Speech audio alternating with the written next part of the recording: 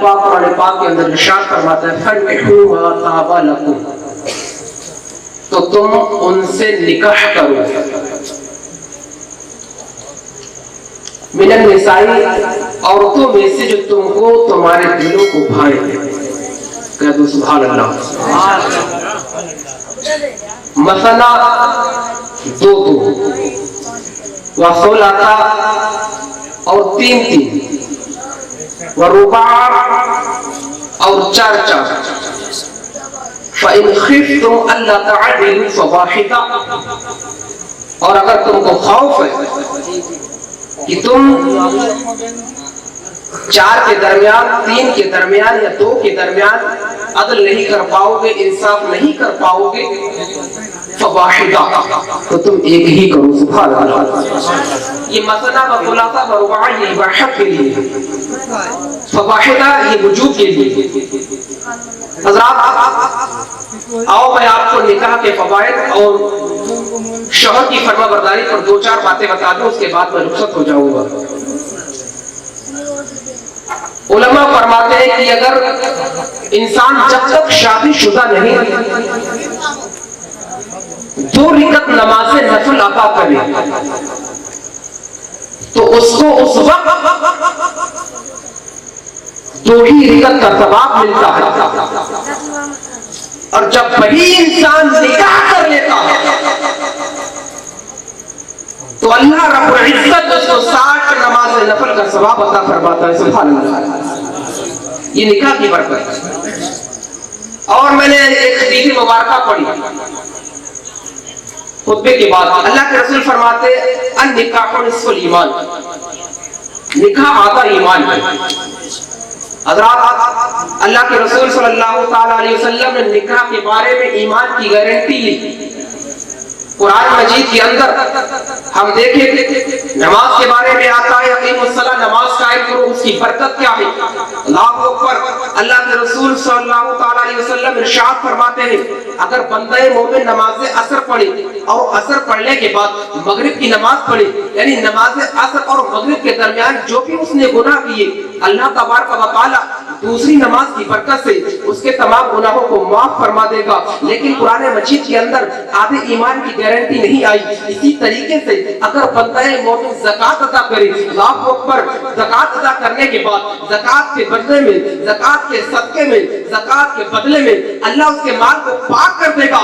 لیکن قرآن مجید کے اندر یہ نہیں فرمایا گیا بندہ مومن زکات ادا کرے تو اللہ اس کے آدھے ایمان کو محفوظ کر دے گا. اللہ اکبر. حتیٰ کہ اگر حج کرے، اللہ اکبر، حج کرنے کے بعد اللہ کے رسول صلی اللہ علیہ وسلم ارشاد فرماتے ہیں اگر بندہ مومن حج کرے، حج کرنے کی برکت سے اس کے زندگی کے اگلے پچھلے تمام گناہوں کو معاف کر دیا جاتا ہے. لیکن قرآن مجید کے اندر یہ نہیں فرمایا گیا بندہ حج کر لے تو اس کے تمام گناہ، تمام اس کا آدھا ایمان محفوظ ہو جائے گا. اللہ اکبر. اسی طریقے سے روزہ رکھنے بندہ مومن روزہ رکھنے کی برکت سے اس کا صائمین میں شمار کیا جائے گا. لیکن قرآن عظیم کے اندر یہ کہیں پر نہیں آتا کہ بندہ مومن کا آدھا ایمان محفوظ ہو جائے گا. لیکن لوگوں سن لو، اللہ کے رسول صلی اللہ علیہ وسلم ارشاد فرماتے ہیں اگر بندہ مومن جب نکاح کر لیتا ہے اللہ تبارک و تعالی اس کے آدھے ایمان کو محفوظ کر دیتا ہے. اور میں آپ کو بتا اس پرفتن دور کے ماحول میں ہمارے قوم کی عورتیں اپنے شوہروں کی نافرمانی بہت کرتے ہوئے نظر آتی ہیں. ایک حدیث مبارکہ اس پر تھوڑا سا تبصرہ بات کرتا ہوں. اللہ کے رسول صلی اللہ علیہ وسلم ارشاد فرماتے ہیں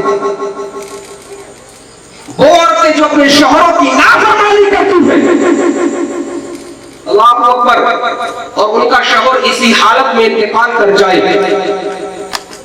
ناراضگی کے عالم میں اگر ان کا شوہر انتقال کر جائے، اللہ کے رسول ارشاد فرماتے ہیں ایسی عورتیں جنت میں جانے کی بات کو بہت دور کی ہے، جنت کی خوشبو تک نہ سونگنے پائیں گے.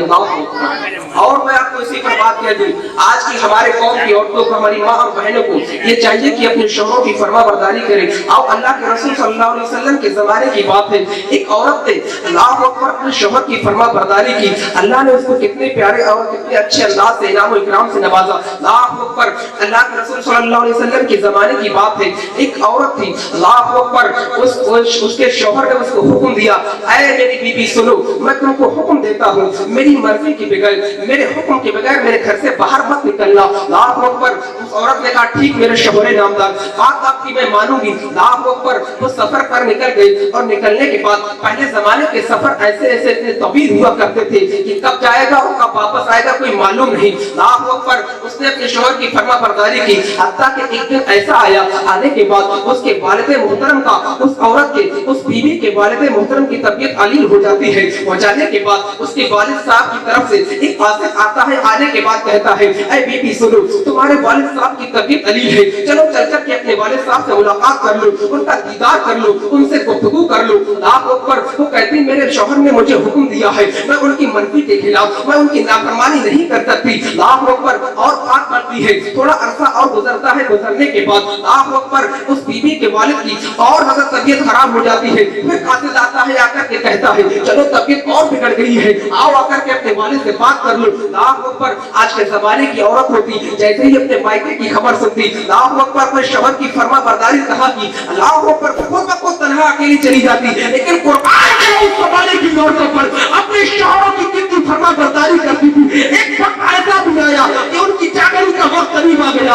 आने के बाद कासिद आया, आने के बाद कहने लगा चलो अब तो आखिरी दीदार कर लो, आखिरी मुलाकात कर लो, अब तो उनकी चाकरी का वक्त है, मौत का वक्त है। वो कहती मैं अब भी नहीं जाती। अल्लाह अकबर। हत्ता कि उसके वालिद का इंतकाल हो जाता है। हो जाने के बाद फिर से कासिद आता है, आने के बाद कहता है अब तो चलो चल कर के आखिरी दीदार कर लो, उनके चेहरे को देख लो, अब वो तुमसे कलाम भी नहीं कर सकते, तुमसे गुफ्तगू भी नहीं कर सकते। अल्लाह अकबर। कहा तुम बार बार आते तो ऐसा करो, इसके बाद इस बात को अल्लाह के रसूल की बारगाह में लेकर के जाओ। अल्लाह अकबर। ले जाते हैं, ले जाने के बाद अल्लाह के रसूल ने हुक्म फरमाया वो औरत अपने घर में रहे तो ज्यादा बेहतर है, अपने शौहर की फरमाबरदारी करे तो ज्यादा बेहतर है। अल्लाह अकबर। ऐसा ही हुआ, यहाँ तक कि उसकी तदफीन हो जाती है, उसको तदफीन कर दिया जाता है। करने के बाद एक रात ऐसी गुजरती है, हाँ में वो अपने वालिद मोहतरम को देखती है, वही वालिद मोहतरम जिसकी वो जनाजे में शामिल तक न हुई, अपने शौहर की फरमाबरदारी की बिना पर अल्लाह अकबर वो देखती है कि वो जन्नती बागात में टहल रहा है, उसके वजूद पर जन्नती लिबास है, उसके सर पर जन्नती ताज है। अल्लाह अकबर। वो बेटी अपने बाप से पूछती है अरे मेरे वालिद मोहतरमा के मामला क्या है, बिना क्या है, वजह क्या है जिस बिना पर आप जन्नती बागात में टहल रही है, जिस वजह से आप जन्नती, जिसके वजह पर आपके जन्नती लिबास है। अल्लाह अकबर। वो बाप अपने बेटी को जवाब देता है अरे मेरी बेटी सुन लो, जो तुमने अपने शौहर की फरमाबरदारी की है, अल्लाह को ये तुम्हारी अदा इतनी पसंद आई है, इतनी पसंद आई है कि अल्लाह तबारक व तआला ने इस अदा के बदले में बेटी तेरे बाप को जन्नती लिबास अता कर दिया। नारे तकबीर, नारे रिसालत, मसलके आला हजरत, जश्न ईद मिलादुन नबी, जश्न शादी खाना आबादी। सुभान अल्लाह। आखिरी पैगाम यही है, देखो इसमें दो फायदे हुए। उस औरत ने अपने शौहर की फरमाबरदारी की तो उसको भी बदला मिलेगा।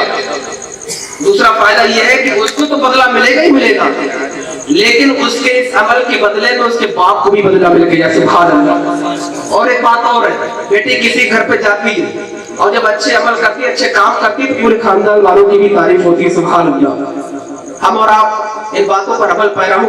मेरे मुहब्बे गिरामी अल्लाह मौला सल से किबला की शादी का ये मौका है, अल्लाह पाक इनकी शादी में बेपनाह बरकतें अता फरमाए।